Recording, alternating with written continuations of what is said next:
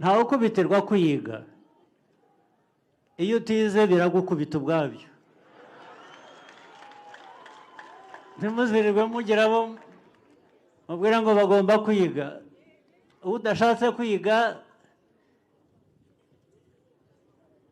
bizamwiyereka ko kwiga bifite akamaro. Ndetse mwebwe abakiri batoya, ubwo ibihe biri imbere ni ibyanyu, muzabe za ntare ntimuzabe imbwa.